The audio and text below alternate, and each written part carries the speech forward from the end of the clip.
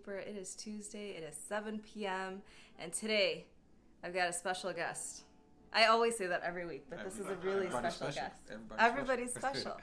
I've got Trey Priest with me. Yes. Thanks for having me. Yeah, thanks for being here. So we've got today's topic, guitar, a way of life. Oh, look, Christina's on. Hey, Christina. So let's just jump right in. And Malika is on. Malika, shout out to Malika Arts, right back there. Man. She's going to be doing some other pieces, so this piece might change next week. You might see something else. So let's just jump right in. Can you tell us a little bit about yourself? Who are you? Yeah, so my name is Trey Priest. In a nutshell, I play guitar. I am a vocalist, a learning vocalist still, but mostly guitar, and I do a little bit of music production, but yeah, that's pretty much it. Are you local? I am local. Oh yes, from Detroit. From obviously. Detroit. Of course, the world is watching. Always got a rep. How did you get? Before that, how long have you been playing guitar for? So I am 9 years and 2 months in. Oh wow. Yep. So you got like a date. There's like there's like a guitar birthday. Yeah. So I actually started on my my 20th birthday. So it's plenty of stories like this too. But Guitar Hero 3 was the thing that kind of got me into it. You know, you're going through all your songs and stuff. Dang. And he was like, "This is it." Yeah. I got to Santana. They had Black Magic Woman on there, and and as soon as I got Sonia's to that like, part, "Yeah, that's right." And when I got to that song, it was, I mean, you know, I'm hitting the notes and stuff, but I was like, man, this would be cool to do in real life, you know. And for my 20th birthday, my mom she bought me a guitar, and ever since then, it's just been new life. Wow. Yeah. So almost 10 years. Almost 10 years. Almost 10 years. Almost. Yep.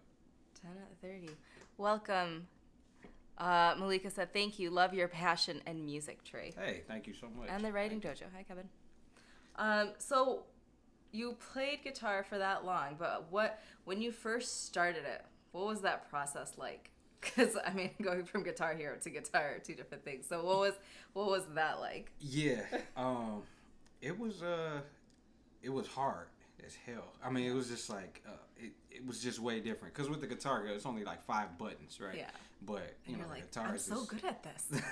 I was good at Guitar Hero. I was good. I was proud of that. But when it came to guitar, you know, having the actual strings and just the physical pain that everybody goes through. I think that's something that deters a lot of people from really like starting and finishing it out, because that initial pain of building the callus and feeling that steel against your skin like that. It's like, oh man, it's not hurts. fun. No, it's not.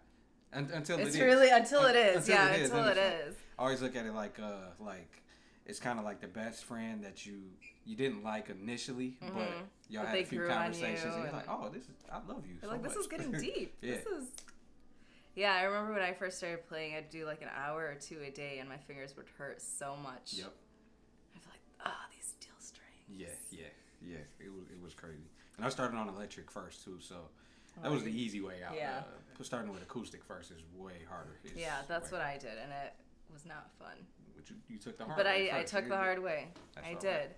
So what kind of stuff did you first learn? Like, what was the stuff that you wanted to learn and get into first? The first stuff, well, I wanted to learn that Black Magic Woman solo initially, and but leading up to that point, I listened to just about everything, but Nirvana, Red Hot Chili Peppers, a lot of stuff that was in the Guitar Hero game, what I could do anyway, but a lot of easier stuff like rock and like punk rock.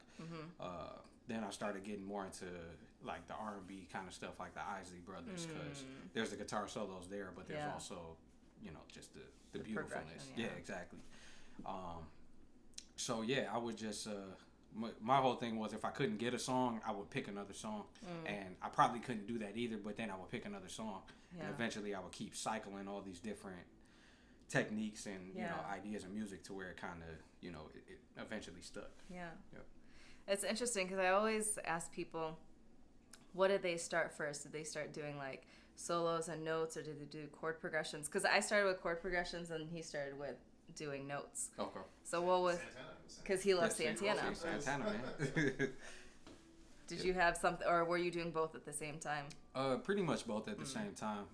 Like I said, it took me about a year to learn like that Black Magic woman solo, somewhat cleanly. Yeah. But that was like my main focus as a solo, and like I said, Nirvana helped out a lot because those were easier guitar solos.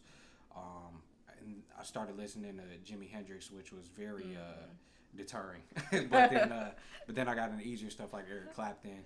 And eventually like John Mayer came along, and it's just I always kept doing it. Jimi Hendrix stuff, like you listen to it and you're like, man, this is so dope. And you imagine yourself doing it. I do this. I imagine myself doing it, and then I try to do it, and it's just you know what? I'm just gonna leave it for him to do because whole other world, Hendrix. And there's so much. Whatever you learn, there's always something that's more challenging. Yeah, that's the beautiful thing about music. It's like you could be playing it all your life and then still only really scratch the surface because it's forever changing. You know? That's so true. Yeah. You'll never completely know everything. No, absolutely not. Did you have like a teacher, any people that you looked up to or that helped you along that process? In the beginning, about a year into me playing, I went to. So I used to live in Brownstown, and at Southland Mall, they had a music center, Southland Music Center, and I met a guitar teacher there named Jason Lamb, and I took about 6 lessons, and I had to stop just because I just couldn't afford it at the time. But he's been the only teacher that I've actually, physical teacher that I've had. But in this day and age of technology, YouTube was the grand master of it all. I used to watch Justin Guitar's videos. I think he's from Is he from the UK? I think he is. And he had like that whole website and everything set up, and you could listen to notes and like test yourself and do chord progressions. Yep, Justin Guitar, guitarjams.com, Marty Shorts. Marty Shorts.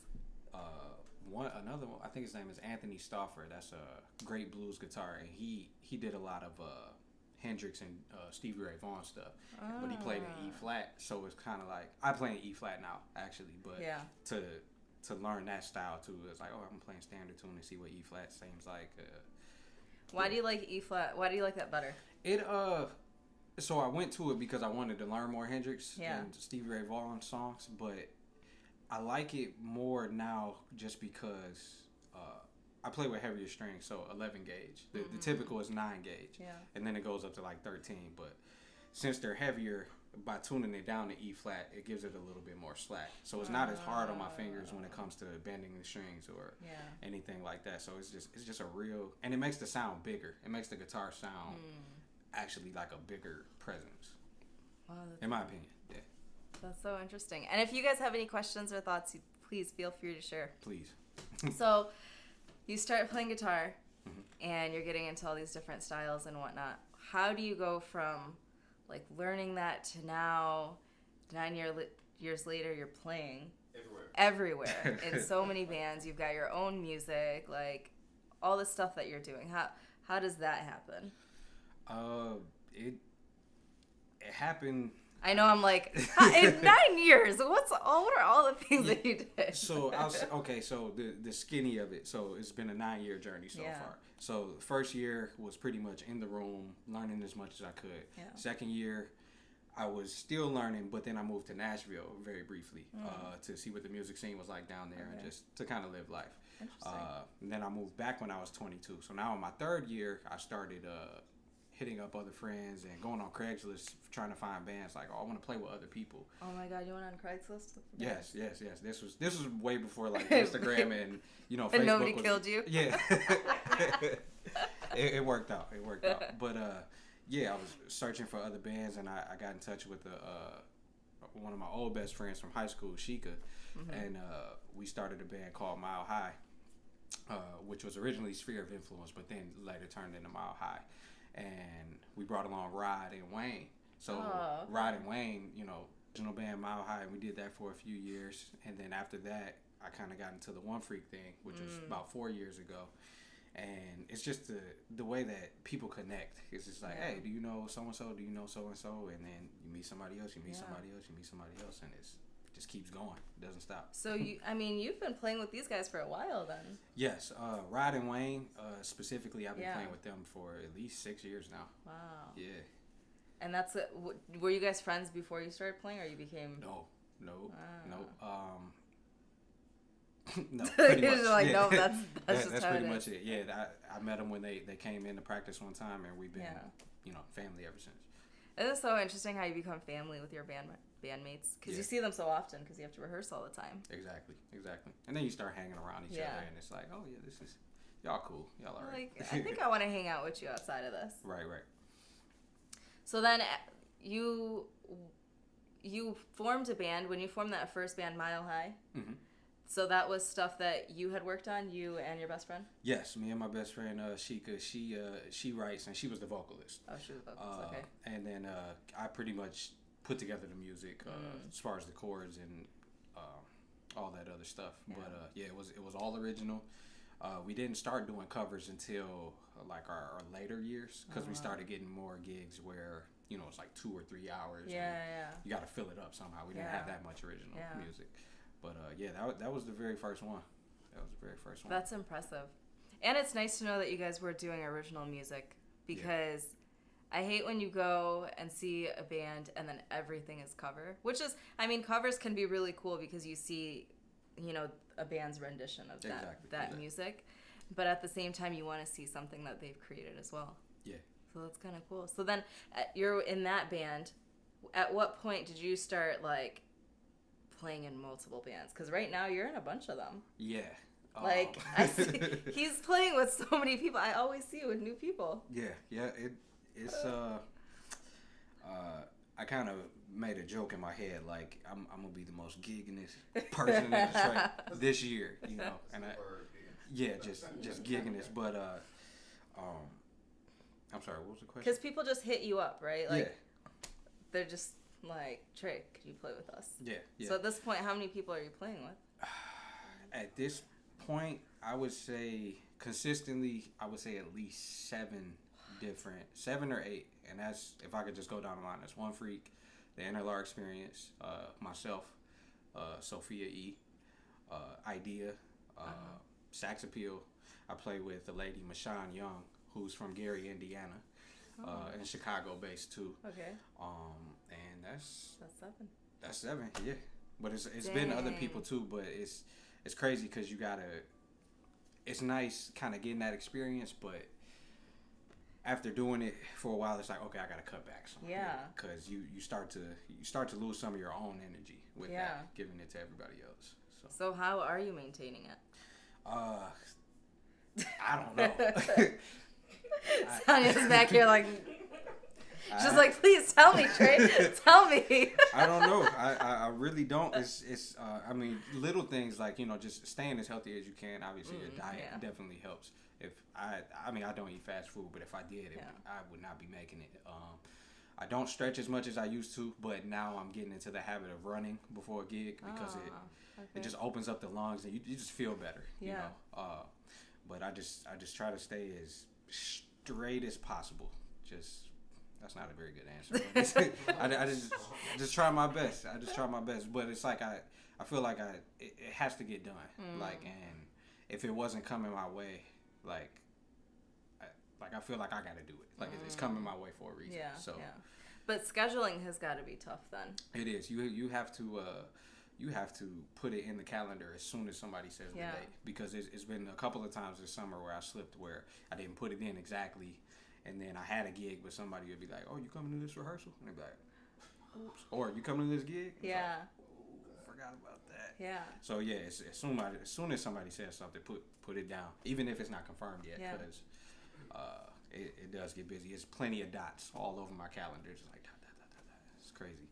That is crazy. My calendar's like that too. Yep. And I have to put it in right away, because if I don't, I'm gonna forget it. Yep. And even now, before I just used to put it in like, oh, this show's on Saturday, so I just put it in Saturday. No, I got to put it in a time now. Yeah. Like I didn't used to do that, but now it's like, okay, well, because it's multiple things in certain days. So. Yeah. So you could have like 3 gigs on a Saturday. Yes. He has had 3 gigs. He's like, yeah. Yes. It happens. 2 this past Saturday, but yeah, it happens. Wow. That's intense. I mean, that just thinking about it, that's really intense. How do you find the time then to create your own music? So I haven't actually, in reality. It's been prior to this year, more specifically this summer. I've been like working on the MacBook and in Logic, making beats and doing what I could. But because I've been gigging so much, I haven't been able to really work on my own stuff or even just practice really. Like I'm in shape because I play so much, but to actually sit down, with myself and my craft and like, okay, work on this, make this cleaner. You just don't have the time. But in the fall though, when the sun is starting to cool down and everything, it's definitely going to be a lot more because I've been working little pieces here and there. But honestly, I don't have time. That's crazy. I've just been kind of gigging, man. So in the fall, you're just gonna start saying no to things, or it's probably that there's less. It is events happening. Yeah, it is less. It's like a summer 2.0 kind of thing because you got like the beer festivals in October and all that kind of stuff. But I've been saying no, but in the fall it's definitely a lot more no because I definitely want next year to be more so, you're really just seeing me, and I still work with my family, like One Freak, Sophia, and LR, but it'll definitely be my time. You know? How do you manage all of that within, like, that part of your life and, like, other parts of your life, like the social part of your life or the family part of your life? Like, do you feel like it takes up a lot of that time too? Yes, absolutely. When it comes to family, even just myself, and it's not to just keep going on like how do you do it, but it's like it's hard. It really is hard to find the time. Music, any aspect of life, whether you're a businessman or janitor or a musician or whatever sometimes it can get busy. But I do know that it's not for no reason. And I know that the work that I am putting in, it has opened up opportunities for me. So I know I've learned that this is a good avenue to open yourself up and meet new people. But there are cons to it too as well. Go ahead. No, that's it. Are you doing guitar now full time? Have you made that transition, or are you thinking about it? I'm doing it. It's not full time, but it's more full time than my part-time government job. Okay. So it is paying more bills, but I do use my other part-time job to just kind of have a little bit more of a blanket of security. But no, it's not even full time yet. Because I think that's the question that a lot of people have when they're starting to gig and they're starting to play with bands or create music. They're like, okay, I want to spend more time on this, but do I transition? Do I give up that full time or that other job or that desk job or whatever it may be and focus fully on music? And that can be a really hard decision to make, I think. Yeah, it is, because you never, because there's plenty of ways to make money off of music, but the most tried and true way is gigging, and that goes from the local artists to just the big names. Yeah. Those gigs bring in the money, but it does demand a certain kind of strength and mentality in order to do that.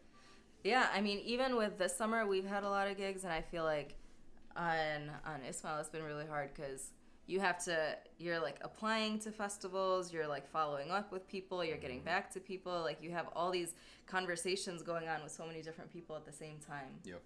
And it's the same thing for each and every gig that you have. Yeah, the same. And I don't even have kids. Like there's some people that are just like, they do it. They do it with families. Hats off to y'all, man. It's hard just maintaining.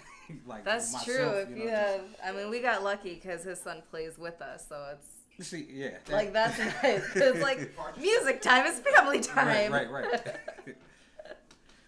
No, yeah, that's true. Because if you have kids and you have, other obligations, that could be hard. Because it's like, it requires a lot of time and it requires more hustle than what you would call like a stable day job type of thing. But it's almost, it's more worth it when you do make that transition, because it's like it's more demanding than that government job. Yeah, it is.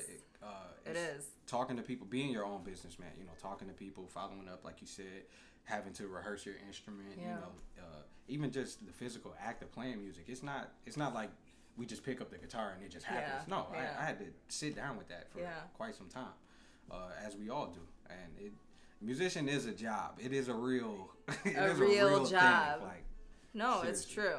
It's true. People who don't think it's a real job, it's the real deal, because it's a lot of time, it's a lot of effort, and you're absolutely right. You have to be your own businessman or businesswoman. So you have to really think about your future and like, okay, what am I setting up for myself in the fall? What am I setting up for myself in the spring? Like, what are my goals for next year?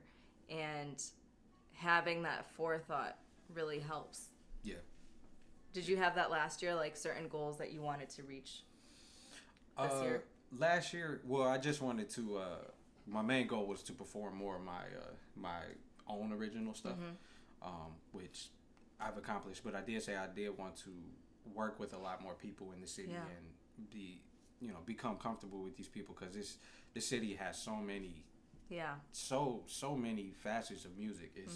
It's insane. Like, I don't know any other way to put it. It just really is. And whatever type of music you want to listen to, there's people.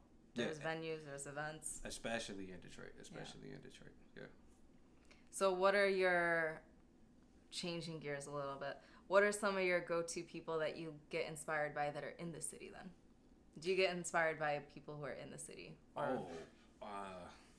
Or like sometimes, like for instance, when I come and see you guys play, I get inspired and I think, oh man, I need to work on guitar. Like I need to get my shit together, you know? But it's because I get inspired because I see something that's so great, you know? Yeah. Pretty much everybody that I come in contact with. Yeah. I mean, you guys, because you have the big band and you have the world sound, you know? Yeah. I like that. It's not exactly Santana, but it reminds me of Santana, how it just, it just flows. You pick some good chords and you just, you ride the wave. Yeah.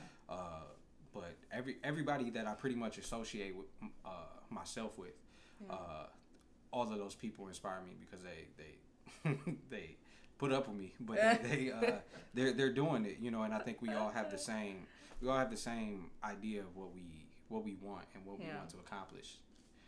Yeah. That's true. And it changes. Yeah. Like you might have certain things that you want to accomplish, certain ideas of what you want to sound like or what you want to be, and that might change. Yeah. And it every time, like now, I mostly just rock with like the trio, so it'd be like me and bass and drums. Yeah. But when the budget can afford it, like I will, bring on keys, and now I want to work with like horn sections now because it's just to make it that much more rich. Yeah. But seeing that those kinds of things, they happen when you least expect them. Like especially jam sessions. Like Sophia, she had a beer garden gig a few weeks ago, and Dame from the Gabriel Brass Band, Damien, he had his trumpet. He said, "Hey, can I come over?" I'm like, "Yeah."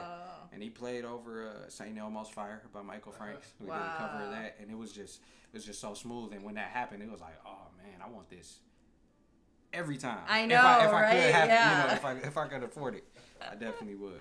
Horns just changes the game. It makes it rich. It makes it rich. That's a good way of describing it. Because they're so gold and silver. It's just like they look rich. It's like it's just soulful and sultry, and it like fills. I don't know. It gives it a wholesome sound. Yes, absolutely. It's so like the song that I have, Lester. When I play it without sax, I just feel so empty, and I hear it in my ears. Like I hear it, and I'm like, can't play it without. But even so, like you with bass and drums, that's like a really nice sound that you have with just the 3-piece. Thank you. That came from just one of my favorite styles of music is blues. Especially like that I like to play, and blues is pretty much the blues trio. Yeah. Not too many people have big blues bands, not since B.B. King anyway. Yeah. He was like the most extravagant blues player because he had the horns, he had strings sometimes, and it was just this big piece. Yeah. But that trio is something special because it's open enough for you to do a little bit more, but not overstep the next person. So, you know, I can do some extra guitar stuff, and Rod can do some bass stuff, and Wayne or Carlton can do some drum stuff, and it'll fill up without, you know, like I said, overstepping each other. So it works out. Yeah, that's true, because you guys have a lot more room. Yeah, a lot and more. Flexibility. Yes. And I just feel like when you guys play together, you guys gel really nicely too. And that's so important with whoever you play with, because if you're trying to play with someone who you just don't vibe with, it's really hard. Yeah, it is. It is. And it happens. It happens. But I mean, I've been grateful. I've been, you know, very blessed to be able to have a team of people where, you know, not only we can gel outside of music, but within the music. But that comes with, you know, just being cool with your musical peers. You know, we've had plenty of barbecues, and, you know, did a retreat one time out like by Kalamazoo and stuff. You know, you really got to spend time. And of course, South by Southwest, we go there. We've been going there every year for the past few years, and, you know, riding in a van for 24 hours with somebody. You have to really like the people that you're with. You learn. You'll learn if you like them or not. Have you ever had to say no to anybody? Yeah. To the band? No, like to someone who wants to play with you and you just like are not feeling it. Yes. Sometimes, most times a little bit more indirect than direct, honestly. But lately it's been a little bit more direct, where, you know, even if I do have a day available, it's like, nah, I can't do it just because, for the sake of me. Yeah. You know. Yeah. I think that's something that we learn as we get older too. You don't have to say yes to everyone. No is a great word. Mm-hmm. And you don't have to be accessible to everybody. Exactly. Because the more you do that, it becomes to feel like a job. Yeah. You know, you're doing something that you love, or, you know, maybe not love, but going in there doing something that you love and then not loving it when you get there. Yeah. That's work. Like. Yeah. That doesn't feel good. That's true. Because then at that point you're like, okay, I got an hour left. Right. 30 minutes left. All right. Can we get this last song? All right, one more song. Come on. I love that you guys play bluesy songs. We recorded the Digging Deeper song, which, by the way, we released it, so you guys can check it out on Spotify with K&M X. And we went and performed it in Ann Arbor. But it was the first, like, blues song that I sang. Nice. And it was interesting, because I didn't think that I could sing a blues song. But I kind of, what do you think? I thought it was okay. Yeah, I found that fun. It was fun. It's a different... I think you got more fun out of it than you expected. True. Blues was fun, man. True, because I always lean towards like soul and hip hop, and so I think it was nice trying something new. Mm-hmm. If you could try something new, what would you want to go into? If you had all the free time in the world. All the free time. It's actually a few things that actually been put on the back burner just because of being so busy. But I want to learn harmonica because with the blues, I want to be able to do something and, you know, have another voice to solo with. Yeah. As far as like acoustic guitar, I like electric way more, but with the acoustic, I made myself like it by doing like percussive things. So doing percussive hits on the body and, you know, bringing that drum element to it. And other than that, I kind of do it now where I rap and try to do like these, what's the word I'm looking for? Expensive guitar licks, I guess, while I rap. That's not a good thing, but it's just like, you know, if I'm doing something lyrically where that's impressive, but if I'm doing something on guitar that's also impressive, that's... the two of those together. That always gets a great reaction. One person that I can mention is Raul Madon. He's a blind guitarist, and I think he's from Arizona. But anyway, soul, whatever. And he's blind, and he's beating this acoustic, and he's hitting all these notes, and he's singing, and he does a vocal trumpet. It's so great, like, where he does like this, but it sounds like a it sounds like a trumpet. Look this up. Yeah, Raul Madon, RAULMIDON. He is amazing, and just seeing stuff like that really inspires me. It's like, man, you can't even see. But then it made me think, like, a couple of ways that I practice every once in a while is I blindfold myself, and then I'll start to play. And at first it feels weird, but maybe after about 20 to 30 minutes, it's kind of like you feel it more. It's almost like wow. your fingers are the feet and the guitar is the ground at that point. And it's like, oh, I'm walking around here and you know where you're going. Yeah. It's like when you could probably walk around this house without no lights at all. And you could probably see it better with your eyes closed sometimes, just because you know where it is. Wow. Lesson. Yeah, I want to try that now. That's like a martial arts lesson, like blindfold yourself. Yeah. Got it. Yeah. That's a very spiritual way of looking at the guitar. It helps. It helps. It reinforces what you know. It makes you like, okay, you know where the chords are. Yeah. Just do it. And the more you feel it, I mean, you don't play guitar with your eyes anyway, so it's like it makes sense. Yeah, it does. It does, because it connects. I'm sure it connects like your essence with the guitar a lot more. Yes. Because you feel like it's part of you. Absolutely. And it helps with the stage presence too, obviously, because it makes you feel like you don't have to look at your hand the whole time. You can kind of scan the crowd, or you can just close your eyes, whatever. Yeah. But that's me. My eyes are always closed. But you probably see it. You probably feel the song or probably see the song a little bit different once you do that. Because people are distracting sometimes. People are distracting. That's really the biggest reason I close my eyes, is because I get distracted by people. And because so many of the songs that I write, like Luster, and a lot of songs are very sensual, and I can't be looking at people. It's awkward for me. Yeah. And even with him, like, he plays with his eyes closed, so I can't look at him, because then I'm like, okay, he's not looking at me, so I'm just gonna close my eyes altogether. Right. But I feel like that helps with really being more present and in the moment. Yes. When playing. Yes, absolutely. Do you feel like I don't know, it must be nice playing a bunch of gigs because you have so many opportunities to be lost in sound? Kind of. At first, I would say at first anyway. But when it does begin to kind of get out of control, because not only do I play with a lot of different people, but they all have different music. So I might have to do more R&B stuff with one freak, where if I play with Mashawn, then I got to be a little bit more jazzy. Yeah. Or if I play in this band where it's 11 people, I don't have to do anything really. It's just simple notes. Yeah. And that it helps broaden your playing and your techniques, but after a while it's kind of like I said, I want to get more into my own stuff. I've been doing all this for other people, where's my sound? So it's like, that's true. Yeah. Where is your sound? Exactly. Do you feel like you get lost in other people's sound? Not necessarily lost in their sound, but not lost, maybe held captive. Oh, okay. That's not because every time I've seen you perform with other people, I still hear you, because you're doing a lot of solos. So it's still like you within whatever else is happening. Yeah, I love doing solos, but it's depending on where it is, then I have to change my solo game. Where when I play with myself it's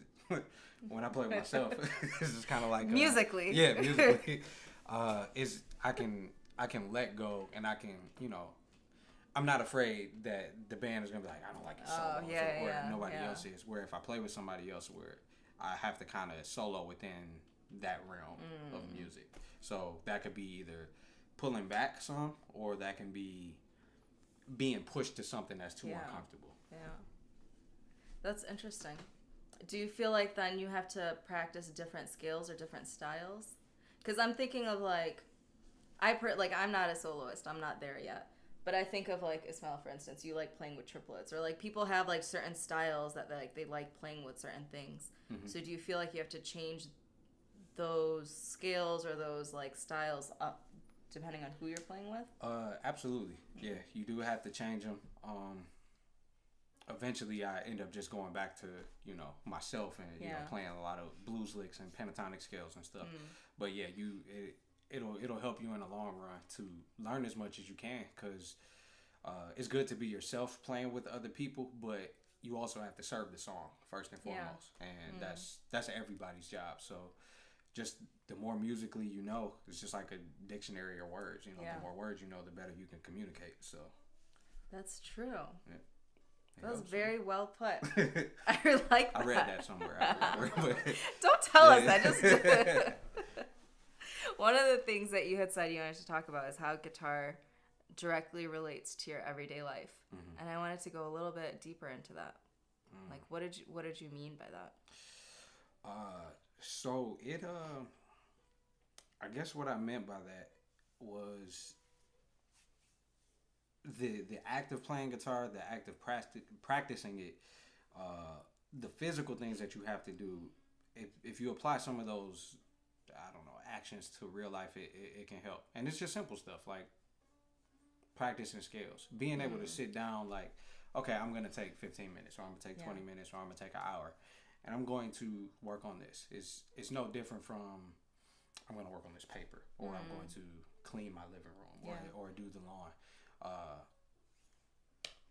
But it's, I don't know how to explain it. It's like it's all relative, I guess. You know, no matter what you do, you could take the same principles and the same ways of doing it and make it better. But guitar, for me, it was like, it changed my life. Like, it literally did. Like, prior to me turning 20, I was rapping, you know, and I was pretty sure that's what I was going to be doing. Really? And then you hear Black Magic Woman on Guitar Hero, and then it just changes everything. But ever since I played guitar, it kind of changed my personality. It changed, because when I was rapping, I was a good rapper. I am a good rapper, but it was a lot more explicit and tell us more. I want to know more about this. Yeah, I mean, it was it started it in like my teenage years, so there's that, you know, that teen angst that you have and stuff. Yeah. But with the guitar, you know, I was learning rock, so I was like, yeah, I can do this, and I'm just having fun. And then I learned jazz. I was like, okay, pull it back a little bit. What Trey Priest is this? This jazzy Trey Priest. What's the bluesy Trey Priest? You know, what is this music? How does this music make you feel? And learning all these different, I guess, communicative techniques, it just changes. It just changed the whole game, man. I was not expecting that shit. I was not expecting. I mean, because kids always be like, oh, I want to be this when I grow up, or parents might ask, what do you think you want to be? And to learn it in your 20s, you know, it's like, I was not thinking about this when I was a kid. Did not expect this at all. I wasn't listening to guitar, you know, in songs. Like, you know, I grew up on a pretty diverse musical background. Yeah. And I think just because of cultural settings, like my dad's black and my mom's white. Yeah. So, you know, with my dad, I got Earth, Wind, and Fire. You know, I got Curtis Mayfield. I got Al Green to death. And with my mom, you know, she liked all that stuff too, Prince and everything, but she brought a lot of rock stuff like Aerosmith. I used to love Aerosmith. Aerosmith. I used to listen to Aerosmith. Aerosmith, anything that she had, Creed, but yeah, it was just like LL Cool J, Tupac, Boys to Men. Just I really got a lot, and when guitar finally came around, all those feelings that I got listening to that stuff and being able to emote that, it's like, oh man, this feels really, really good. It felt good to the point where it's like, yeah, you should do this for the rest of your life. He's like in the background saying, I'm there. I'm eating every word. Eating all the words. I just find it so interesting how you talk about like it changing your personality, and I would say like that's instruments are such a reflection of who we are and like just everyday life in general. Like Rumi has a quote, which I'm about to butcher right now, so go look it up, about the ney, which is like the Arabic flute, and that it's hollow, and same way like the guitar is hollow, like unless you're playing electric solid body, right? But like the original instrument is hollow, and it's a metaphor for life, that you yourself have to be hollow and allow this sound to come through you. Like if you are full, you're not going to be able to get something. I'm like totally butchering it. Are you understanding what I'm saying? It makes sense. Like you have to empty yourself, right? Yeah. Like you have to empty yourself, and it just reminded me of like, that's what it reminded me when you were saying the personality change, because I feel like it's just emptying yourself of like whatever maybe you didn't like or whatever was negative or whatever it was, and allowing something greater to just come into you and just move you. Yeah. And music, it's like you always kind of want to remain a little bit hollow, you know, because not even just musically, but just just learning stuff. You don't want to be completely closed off to where you miss out on the opportunity because you're too, into your own self or you think you know it all or whatever. Yeah, you got to be transparent about it. That's one thing that I will say that I love about you is that you are very you're just very humble. You're an extremely, extremely talented person. And you're very humble. And I feel like, like if someone comes up to you and says, "Oh my God, Trey Priest, like you're so amazing," you're just gonna be. That was like, I don't know what that invitation was. Like I appreciate the humanness that you have, because sometimes people just get, just really big headed. Too wrapped up. Yeah, absolutely. And that was me before guitar with rapping. It was like, yeah, I'm the man. But like I'm out here, I'm doing all this stuff. Yeah, and I can't speak for other cities, but that's definitely a problem within Detroit because some people do get to that level of musicality, or they gigged here and they've gigged there, and they have this kind of attitude about themselves where it's like, you can't even talk to that person. Yeah. You can't even have just a regular conversation. Yeah. Hey, can I buy you a beer? Or, something like that. But no, I try not to do that because you'll get stuck in that. You'll get stuck in doing gigs where you're gonna be with those type of people. Yeah. You don't want that. You don't want that. That's true. And who you're gonna surround yourself with is ultimately really gonna affect your own well-being. Yes. And your mental health. Yes. Yep. Which is, why you're really blessed and lucky with the people that you're around. Absolutely. Because they're all really great people. Yep. And that's why they're here. That's why they're going to be here. That's so true. Yeah, but it's always interesting with people who, sometimes around people like that, you almost feel like you're less than that person.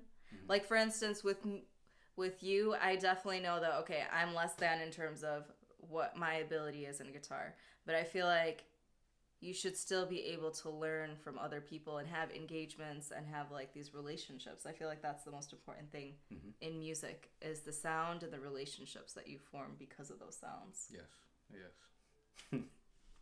Absolutely. I don't know, just reflections I'm having. What are some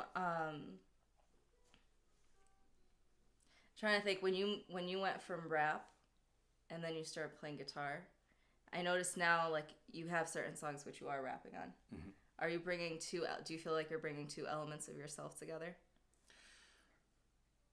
Like parts of what you wanted to be and parts of who you are? Yeah, that's a good way of putting it. I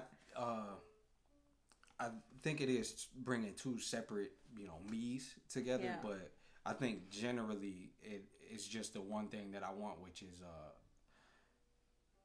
being able to not impress people but impress myself, because when I first started getting into guitar, my dad he was like, "Oh, maybe you should try and rap with guitar," and I was like, "It's fucking impossible. I can't do this meter of lyrics and then do this on guitar." And all of a sudden I tried it and it was like, oh, just clicked. Yeah, but wait, maybe I can do this extra thing. It's like, oh, that works too. Maybe I can do this extra thing. So it came from just me being like, all right, how hard can you go? Yeah. How strong are you? I always wanted to be able to, like I said, I try to be humble. I try to be as humble as possible. But at the same time, I'm like, I want to be, I want to feel good about myself. I want to be powerful. I want to be strong at, what I do. And it's not to deter anybody. It's just to make them, understand, if you don't think it's possible, it is. You can do that. Yeah. It's very possible. That's true. One of the hardest things for me, cough attack back there. She gave you a hairball. I'm trying to hold it in. Just let it out. It's okay. We've got Aubrey the cat. She's coming by. What was I saying? Oh, I was saying that when I first started playing guitar, one thing that was really difficult for me was learning how to do vocals and guitar at the same time. Yes. And I felt like I was always off, or I would pause, or it's just hard. So it's impressive that you're rapping and you're doing actual bars and playing and doing licks. Yeah. At the same time, which I'm just like, how is he doing all that? But it's necessary to I think it's necessary to help push music as much as possible. Yeah. You definitely want to play from the soul. And I'm not saying you got to play 1,000,000 notes per second or anything. Yeah. But this has been done. This has been done by Hendrix. This is done by Raul Madone, Stevie Ray Vaughan. Most blues players are, as a matter of fact, like the Rolling Stones, like 100 top guitarists, whatever. Mm-hmm. The first 10 are blues guitarists. Yeah. All of them. Clapton, Hendrix. B.B. King. Yeah.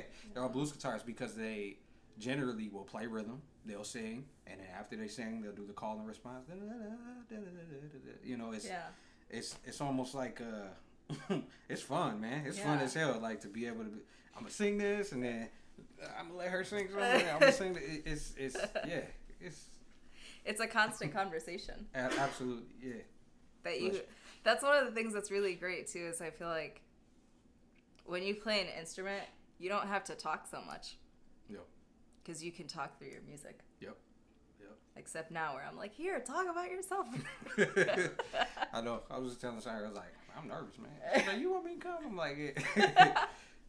No, you did a great job. Do you have any like advice that you would give to just musicians who are out there, people who are out there who have been thinking about playing guitar or an instrument?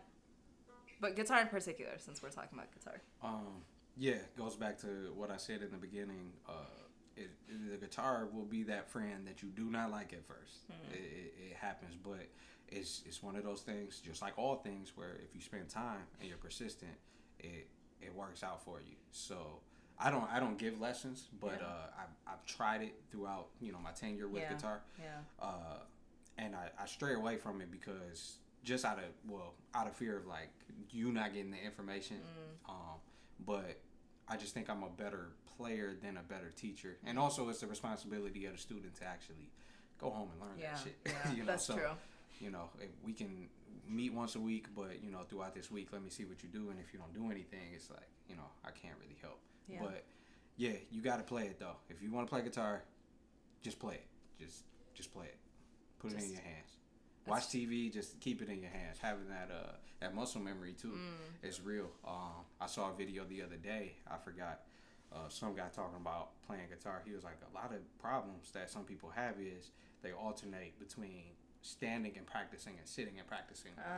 So if you're standing at the gig, you should be standing at practice. Yeah. Because if you're standing, it's more like this, but if you're sitting, it's, you might hunch over. Oh, that's true. Your posture and all that. Even just the littlest, angle of how your arm is, it changes everything. Wow. So practice what you play, pretty much, or what you're going to play. That's so true.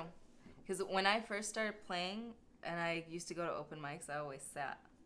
And then one day, I don't know why, one day I stood and I played, and my voice was so much better. Way better. Like, way better. Yep. And the guy who was running the open mic came up to me and he's like, you should probably start standing because you sounded really good standing. Yep. Yeah, stand up. And who else is there? This is one of my students. Hi, Mrs. Ayub. Hello. Standing, yeah. Where do you hang your guitar? Do you tend to go lower or higher up? I'm getting higher and higher the older I get. It's so weird. I never had it like super low like Green Day or nothing like that. But I keep it pretty much like right in my navel. Okay. Yeah, the top of it's pretty much in my navel. People who play really low, I feel like that's got to be uncomfortable. It is uncomfortable. It's more like that's just for show. Yeah, it is for show. It's all aesthetics there, unless you're not doing too much. Where if you got it that low and you're just doing this or whatever. But yeah. Oh, you left the thing on. Baby, you burning stuff. No, this guy. He left the stove on. So now we have background music. There we go. I'm gonna wait for it to stop. Just turn the vent on. There you go. Got it. I tend to there she go. I tend to play. You wanna come sit up here? No. I tend to play more. The most comfortable way for me to play is more upright. Or more kind of like that. Okay. More classical. Okay. And it is. And I just enjoy it. And I feel like my hand is closer to my face, and I don't know, I just like it. Yeah, it is. I mean, just because of the way the positioning is, you get a much wider stretch. Yeah. The more upright. Hey, you get a much more wider stretch. You can probably put your butt in my face. Yep. To show me that you like me, I guess. Yep, that's exactly what it is. Yeah, you're cool. So a wider stretch, the higher up it is. Yeah. And even if you're sitting, if you don't put it on your right thigh, but put the body on your left thigh to have it upright, you can definitely get a lot more stretch out of it. That makes sense. I'm gonna try that because I've never put it on my left thigh. You can feel it. I learned this when I had my teacher a while ago. Yeah. I used to kind of keep my elbow away from the body, and I couldn't reach stuff.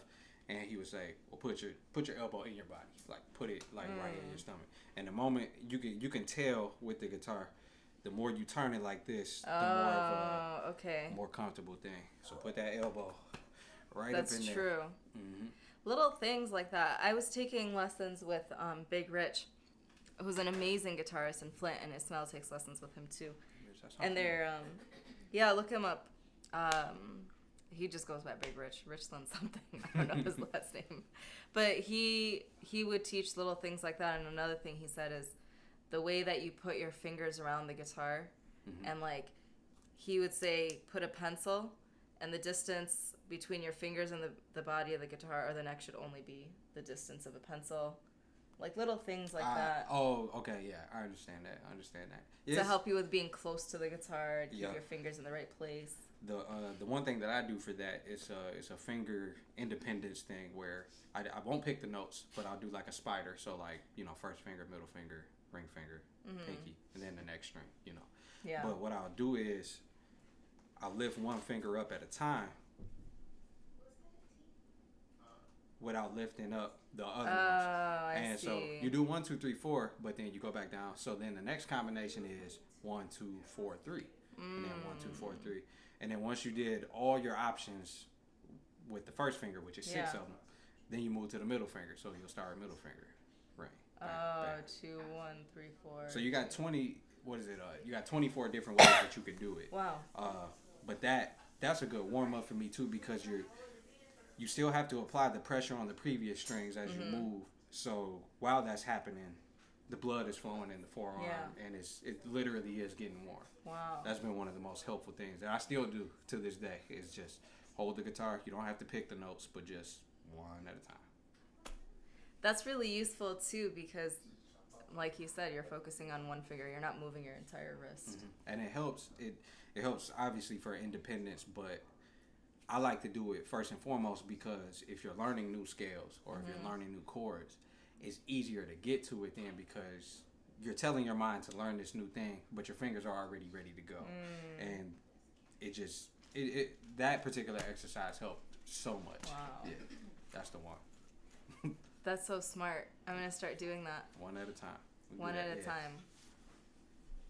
And then I'm guessing you keep your wrist probably pretty loose then? Well, for me it moves. It's different for everybody. But you grip while you play, right? I do. Up until I get to the higher up I get, then my thumb will start to, get on the back. Yeah. But if I'm on the lower strings, well, not lower, technically higher. Yeah. Guitar is weird. Like the higher strings. It's like the higher strings, but they're lower physically. Yeah, but the higher I get up, then I'll grip it more. But I do generally grip it because it's just way easier. You guys know. Yeah. It is. I have this muscle of mine always hurts because I can't grip the lower on the top. But he's got big hands, so he can grip all of them. So I end up barring a lot, and then I have this muscle right here is always hurting. Yeah. Yes. The thumb, I've been doing that almost forever.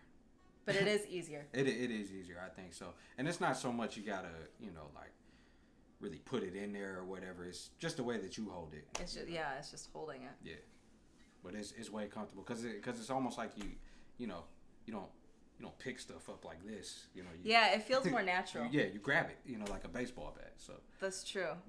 It does feel more natural. And Hendrix did it, so just do what Hendrix does and you'll be fine. When I first met him and I always would see him gripping, I'm like, I don't know what chords you're playing because this grip is confusing. What is this thumb doing? Follow the thumb. Mm-hmm. No, but it's true. It does make sense. Do you have like favorite chords? I have a favorite. I'm asking because I have a favorite chord. That's cool. What's the chord? I love A minor 7. Okay. I don't know. I just love 7 chords in general, but I love that chord in a lot of stuff that I play. Mm-hmm. I throw that chord in. But do you have? It's a weird question. Yeah. No. I think probably my favorite chord right now that I learned to like this year is it's like the jazz chords. I'll put it that way. So a lot of 6 chords. I like those. And guitar extensions like 7/9 chords. Those are mad beautiful. But now I'm starting to get into more things. I came across this guy named Wayne Krantz, and he does a lot of open string guitar chords, but not the simple ones where it's like C major G, where his hand will be all the way down here, but he won't fret the B string, so that B is just always ringing, but he's kind of moving it around, and it's almost piano like, and it's beautiful. But yeah, 6 chords and like 7/9 chords, those are my ones. I love those. That's the thing about guitar. You can have such beautiful sounds. Just open one chord, like leave things open, or and you can make up whatever you want. Absolutely. And I was gonna say this too. I thought about this too. I was like, man, I gotta work this in somehow. But I kind of look at it like, guitar is, let's say your home is G. Yeah. Right. This home is G. That's whatever. So you have G on all these different parts of the neck. Yeah. But when you play scales, you could play the same scale but play it a different way and still get to the same spot. So it's almost like knowing how to get home but not the same way every time. So if I take, Jefferson home one day, I might say, oh, maybe I'll take Lafayette home and then make it right here. Or maybe I'll go past where I need to go, but I can always still come back home. So oh, there we go. There we go. Okay, cool. You could go past and come back. Yeah. It's like knowing how to get home a bunch of different ways. And that's something that the guitar is. I would say the guitar is easier to learn than piano. Some people think the piano is easier just because it's less painful, but the guitar is easier because it's more shape based, and it's not I don't know where all the notes are on the guitar. Like if I just happen to fret something, I wouldn't know it off the top, but I know the shape and I know the chord. So it's you don't have to learn music like that with the guitar. Where piano, you need to know. It's absolutely necessary because of the way that it's laid out. Wow, that was such a beautiful point. Coming back home, just in different ways. That's so true. That's what it is. Yep. And even the tonality of it too. Like if you play G on the high E string, that sounds different from your G on the B string. Yeah. And it sounds different when you play it on the G string too. Yeah. You have because it starts to get thicker, so you learn how to speak, with the guitar. What is that, a timer on that? That is. We made it through almost an hour. What? Do you have any last minute thoughts to share? No, other than that was a beautiful way. Thanks. This time went by. Like I said, I was nervous, and I'm like 58 minutes already. Okay. Everyone always says that. They're like, I don't know how I'm going to talk for this long. But it happens. But it happens because every person has so much to share. Yeah. Like you've got such great stories. Everyone's got something, Yeah. But get home. Get home. Just get home. With that, we'll be right back.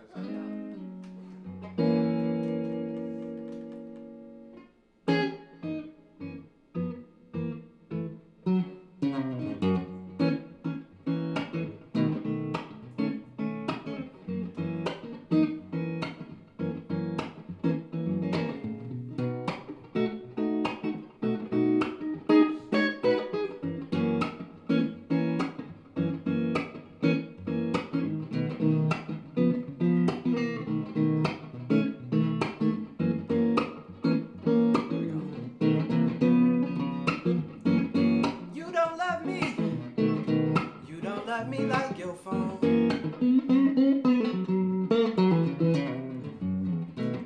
You don't love me. You don't love me like your phone.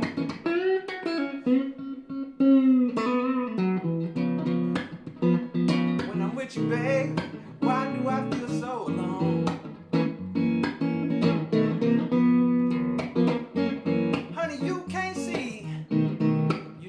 got a real good man.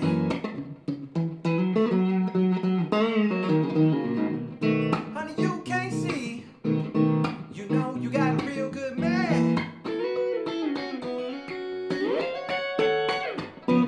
Yeah, that's right, you can't see, baby. Cause you always got your phone in your hand.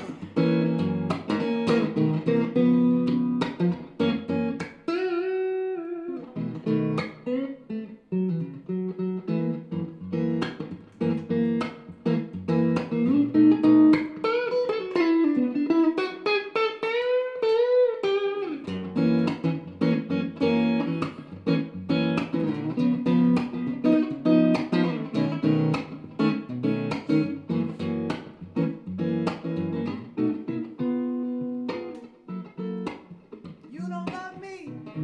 You don't love me. You don't love me. You don't love me. You don't love me.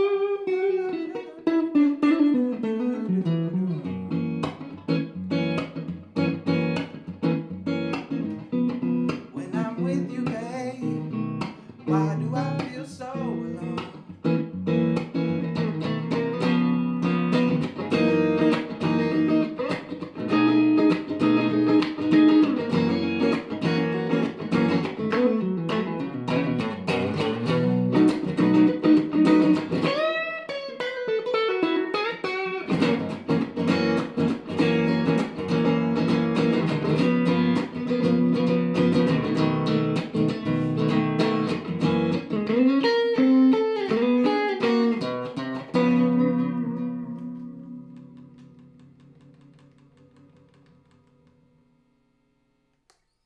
Excellent. Thank you. I like the song. Is that it? Do I got one more? Sure. I do. What? Up here. Oh, And now we have a special guest this evening. Special guest. You thought you wanted to just take it easy? I was up here blowing my Our nose. first guest ever on Digging Deeper. Yes. Share? Oh, you just share. Yep. Do I have to be on the camera? Yeah. Yes. Dang, what's up, y'all? I'm not even here. See, already.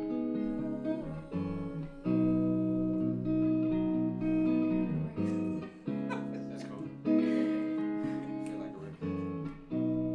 Feel like the river in the ocean. Not So just yet. many. Oh wait, I'm sorry. My bad. Okay.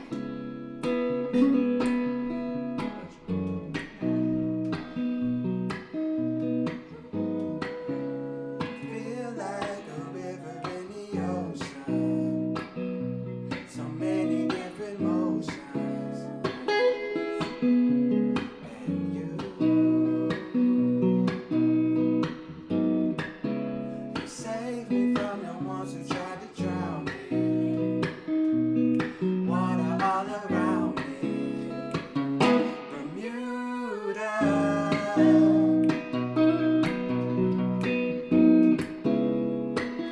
Bermuda.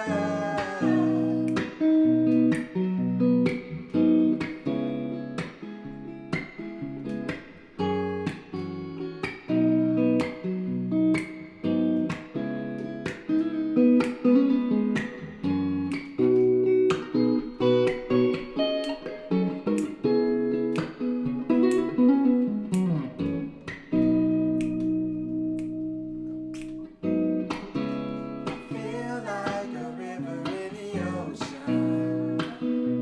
So many different motions.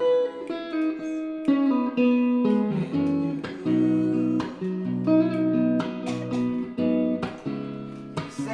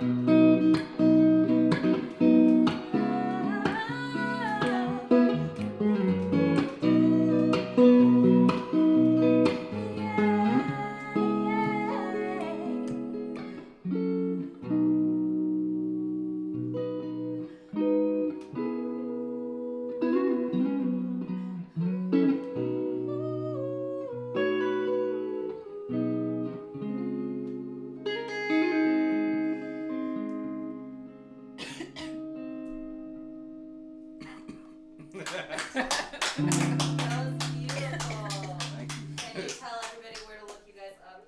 Yes. So Trey Priest. That's TreyPriest. You can find me at my website at treypriest.com. Also Instagram mostly, but Facebook. No Twitter. I don't do Twitter. No Twitter. YouTube. Just Yeah. I'm Facebook, Instagram, treypriest.com, SoundCloud, Oh, yeah. Bandcamp, There's that. All of them. all that. YouTube. That jazz. That too. And YouTube. And Sophia E. That's SOPHIYAH.E. And you can find her everywhere because she's a boss. She's got all the music. Everywhere.